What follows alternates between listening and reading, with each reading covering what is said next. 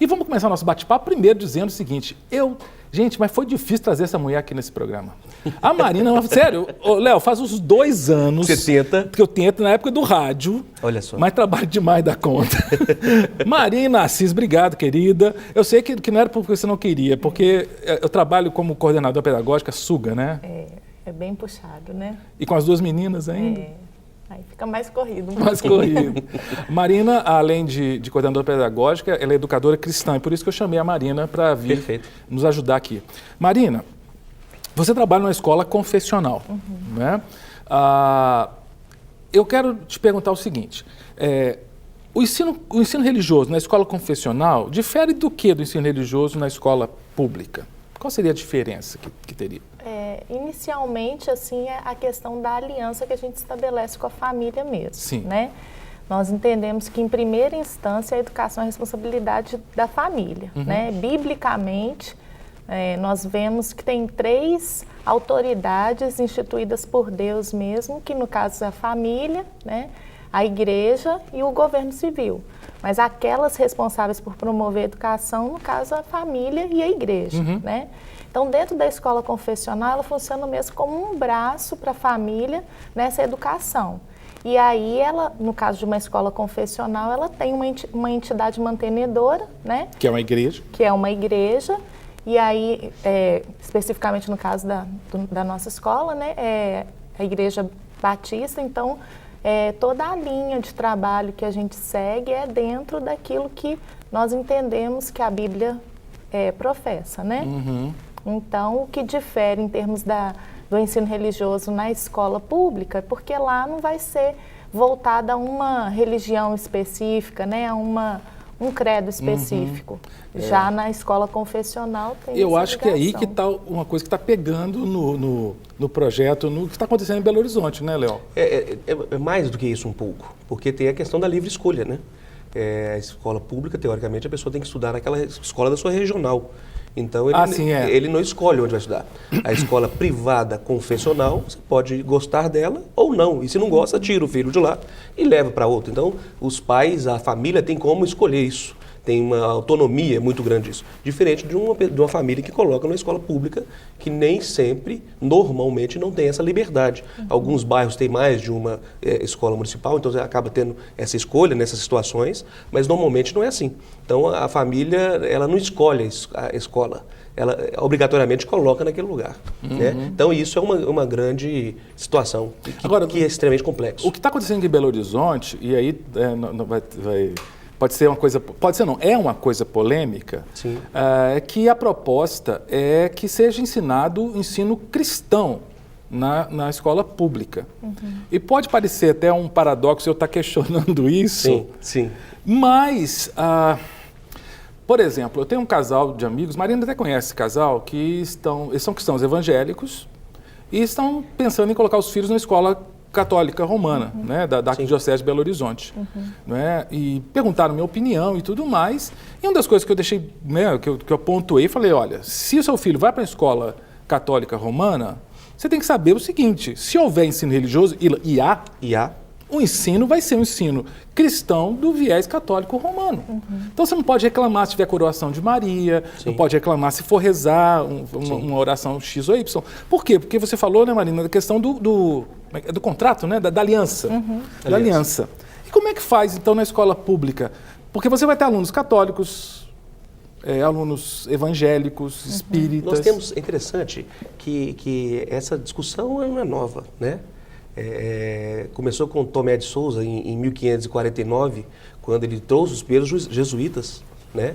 E se iniciou ali o estudo confessional, catequizando, né? Efetivamente, perdurou até por 200 anos, até 700, até Nassau, até Pombal, quando acabou com os jesuítas, expulsou os jesuítas. Então, quer dizer, nós temos uma linha muito próxima dessa discussão há muito tempo. A nossa primeira Constituição, que era uma Constituição que declarava que o Brasil era um país católico, né? O artigo 5º falava que o Brasil continuará a ser um país católico. É de 1824? 1824. Então, ela definia o país como um país católico e assim perdurou até 1891, que foi a segunda Constituição. Na segunda Constituição que houve essa ruptura total de Estado, de Estado e religião.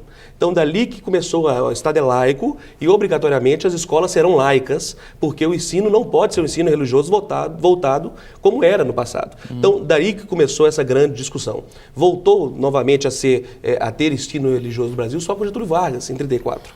E, desde então, permanece essa possibilidade. E é interessante essa votação agora, porque nós temos algumas votações polêmicas de escolas.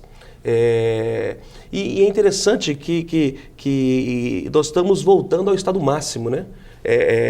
O Estado definindo algumas situações dentro das nossas próprias casas, né? E essa situação de escola é uma delas.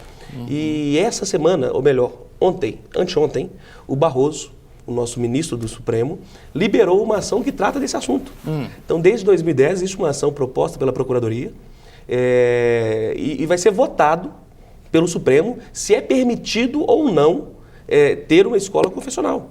Né, nas escolas públicas, é óbvio. Então, isso será... Vai ter um ensino confessional. Confessional. Vai ser julgado, o Supremo vai julgar, provavelmente no primeiro semestre do ano que vem, definindo o seguinte, as escolas poderão ter isso ou não. Então, quer dizer, nós estamos numa lei que vai, provavelmente, o contrário, o que o Supremo vai definir.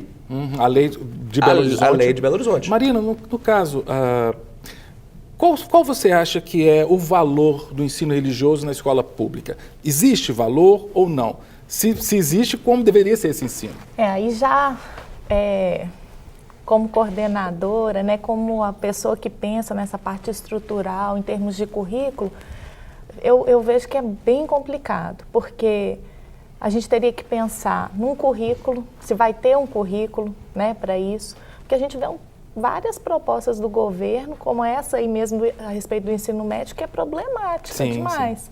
Né? Então, tem um currículo, essa pessoa que vai lecionar essas aulas, qual que é a formação dela? Tem que ser teólogo, né? Porque aí a gente entra dentro da questão que ele colocou, né?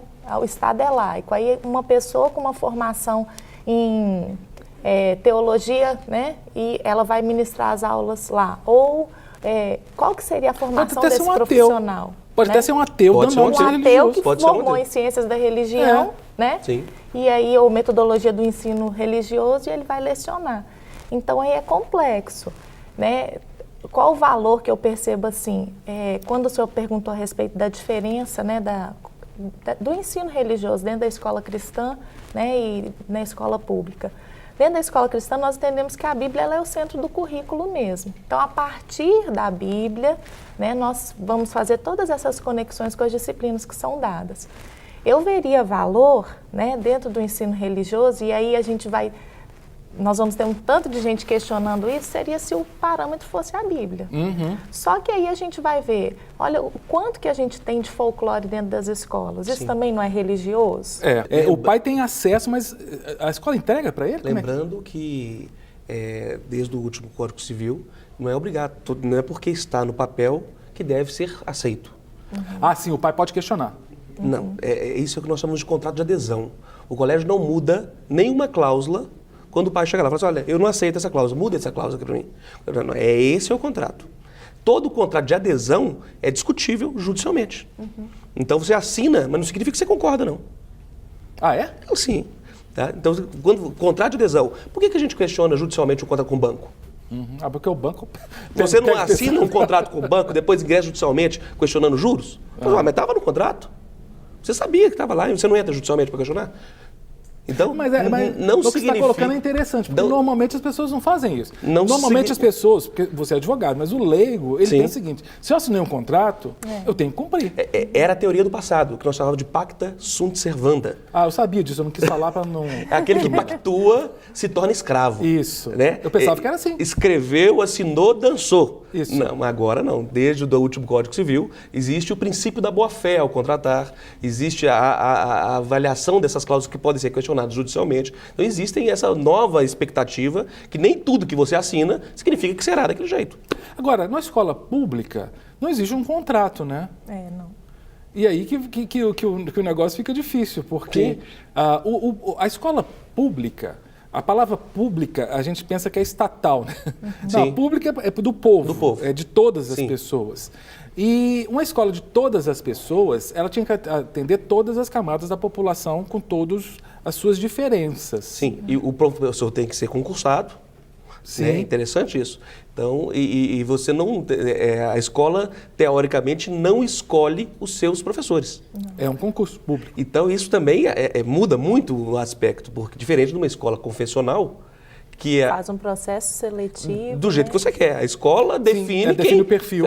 Inclusive é o seguinte, esse ano o comportamento desse professor foi diferente do que nós pontuamos. Então, olha, você é um ótimo professor, mas não tem a ver com a nossa forma de lidar. Filosofia. Com a nossa filosofia. Diferente da escola pública. Sim. Porque ele foi concursado, professor, então ele está lá dentro, ele tem essa liberdade de falar. Quer dizer, ele não vai seguir o que a diretora da escola pensa, ele não vai seguir o que é coordenador, é óbvio que ele tem o programa a ser seguido, mas ele tem mais liberdade do que um professor privado, por exemplo. Vamos ver o que as pessoas nas ruas pensam sobre essa questão do ensino religioso nas escolas públicas. Vamos lá.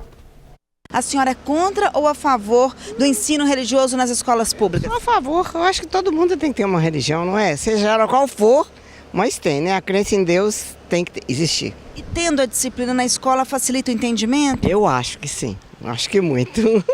Só na quinta série que eu tive ensino religioso, mas eu acho bastante importante, porque acrescenta muito na formação acadêmica do jovem, né? Porque a gente é pequeno na época, então...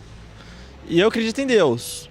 Independente de qualquer religião e tudo, eu respeito todos, mas acho importante se ter uma formação. Porque... Eu acho que para conhecimento dos jovens, dos alunos, eu acho que é importante sim ter o ensino religioso e para a prática, para a pessoa ter um conhecimento geral sobre o que é Deus ou se não acredita na fé.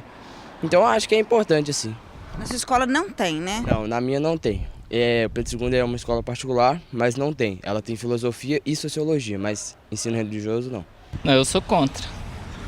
Porque eu acho que a escola tem outras funções que não essa que eu acho que deve ficar a cargo da família. No caso da família e das igrejas, o senhor pensa dessa forma? Não, eu acredito que é a família mesmo, né? Porque eu acho que isso deve ser uma coisa vinculada à família. A favor, desde que não imponha a religião. Aí como seria então o ideal? O ideal seria fazer a parte como a Bíblia, que daí dá todas as religiões. Trazendo clareza então para o estudante, entendimento. Não impondo a religião da criança. Eu acho que é muito assim, porque cada um tem uma religião. Falar de Deus é uma coisa, agora falar de religião não. Mas a senhora acha que convém ter essa disciplina? Pode. Eu acho que deve, porque tem muitos pais que não estão falando sobre Deus com as crianças. Então eu acho que é muito importante. Que é difícil você criar família que você não fala Deus com ela. Nossa. É interessante, né? Posições bem diferentes, né? Vamos ver as posições aqui dentro do estúdio, né? Depois vou dizer a minha posição. Acho que você já descobriu qual é a minha posição.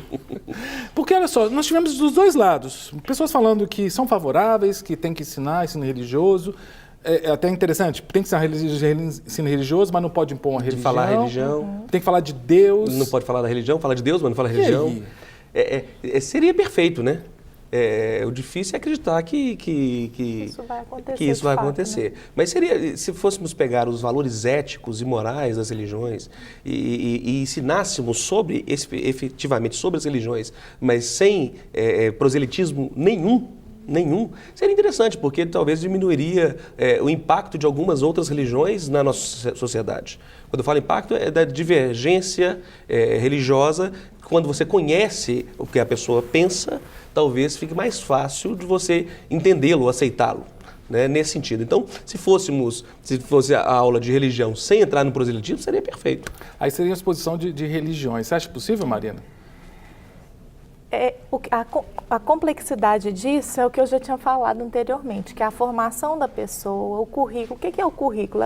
Eu vou sair daqui e vou chegar lá, naquele ponto. Teve alguém até falou o seguinte, ensinar a Bíblia, que aí respeitou as religiões. Não tem como, é incompatível. E aquela última contribuição ali me chamou muita atenção, porque ela falou, tem muitas famílias, tem muitos pais que não estão ensinando sobre Deus. Aí eu acho que se a visão é essa, já começa toda equivocada, porque não é transferência da responsabilidade, que é primeiramente da família, né? Então, nós vamos ensinar na escola porque a família não tem feito o papel dela. Nós sabemos que muitas vezes dentro da escola a gente faz papel da família, né? Sim. Mas daí a gente institucionalizar isso e falar assim, nós vamos passar a fazer porque a família não está fazendo. Não está cuidando. Né? Então, eu acho que é realmente cada um reconhecer as suas atribuições, porque senão a gente pode acontecer o que ele acabou de falar, né?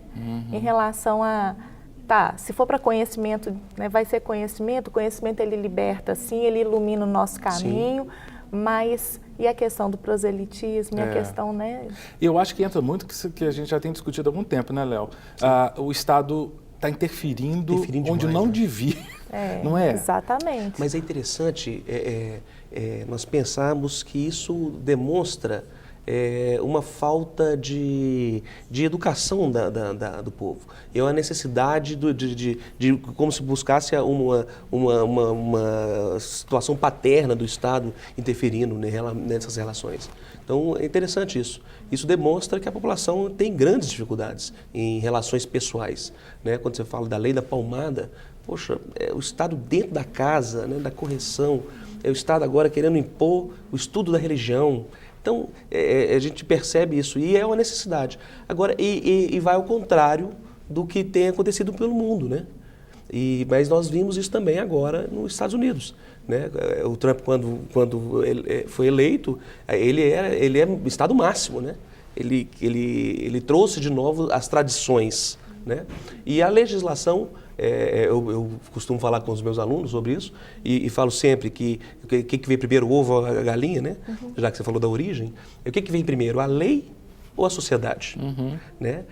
A conduta da sociedade é expressa na lei. Então, existe divórcio não é porque existe uma lei de divórcio. Se institui a lei porque começou a resolver aquela situação que já existia. Né? Então, a lei é um reflexo daquilo que é vivido. Olha, pode falar, Marina. Quando ele falou isso aí na questão das atribuições do governo, né? O que é o papel do governo? Promover uma infraestrutura, pensar num sistema de avaliação nacional, pensar em prover recursos mesmo, né? Um currículo mínimo. Agora, entrar nessa instância, que é o que ele falou, né? É a sociedade antes da lei, é a família antes do governo. Né? Então, eu estou atribuindo a ele uma função que é de outro. Se bem que os governos de esquerda entendem que a família é um mal. Pelo menos esse é o discurso da esquerda, mas o Manifesto Comunista, Marx deixa isso claro. Família é a invenção burguesa. Exatamente. Então, assim, desculpa, se você é de esquerda, não sabe disso, então você vai ler o Manifesto Comunista, que não sou eu que estou dizendo isso, não. Karl Marx que dizia, e quem é esquerda mesmo, defende isso, que família é um mal burguês. Essa questão do pai e da mãe, criarem os filhos conforme eles creem, isso aí não, quem tem que criar é o Estado. E isso é uma questão ideológica muito clara. Porque aí você tira dos pais da mãe o direito de criar os seus filhos na fé que tem. Seja ela qual for, peraí. Você não tem o direito de tirar dos pais, não é? Porque olha só, se você coloca na escola pública, é diferente da escola confessional. Se eu quero que meu filho seja islâmico, eu coloco na escola islâmica. Ele vai aprender islamismo. Ninguém tem que ficar ensinando Bíblia para ele lá. Agora, também não pode querer que você está na escola cristã ensinar o Corão. Não vai ensinar a Bíblia. Mas aí é a escola particular, confessional. Agora, pública, que livro vai estudar na escola pública? Eu gostaria que fosse a Bíblia, porque eu sou cristão. Não, lógico, exatamente. Mas se a pessoa não é cristã. Né? O pastor que está mandando a mensagem aqui, o pastor Ronaldo, lá de Viçosa, da Igreja Nova Vida e Nova Unção de Viçosa. Obrigado, pastor. Ele diz assim, olha, não consigo ver nenhum benefício no ensino religioso nas escolas públicas, pois será um ensino tendencioso ao desespero de doutrinação católico. É mais uma tentativa de dominação. O que vocês pensam? É o que a gente falou, estou de acordo com ele também. Principalmente pensando que quem vai ministrar o curso serão, tem algumas profissões, algumas carreiras, né? Define na lei que ele tem que ser ou sociólogo, tem que ser formado em sociologia, filosofia, história e teologia. Né? Então você pega, é difícil não ter um aspecto confessional, né? O Diego, de Silvianópolis, Minas Gerais, manda assim, dizendo, mediante a possibilidade de distorção daquilo que a Bíblia diz, qual deve ser a postura dos pais? Suponhamos que o filho está na escola pública e começa a ouvir umas pérolas lá vindo dos professores, né? Porque os professores nem sempre vão ter uma boa hermenêutica, né? E vão falar, né? Por exemplo, podem dizer lá que Adão e Eva foi igual Papai Noel, uma invenção. Uma invenção. E aí? O que os pais devem fazer? Acho que volta para a responsabilidade mesmo. Né? Eu acho que isso, tendo ou não tendo ensino religioso, dentro da escola, às vezes numa aula de ciências mesmo, de biologia, você pode ter algo que é completamente contrário, né? Aquilo que a gente crê pela Bíblia.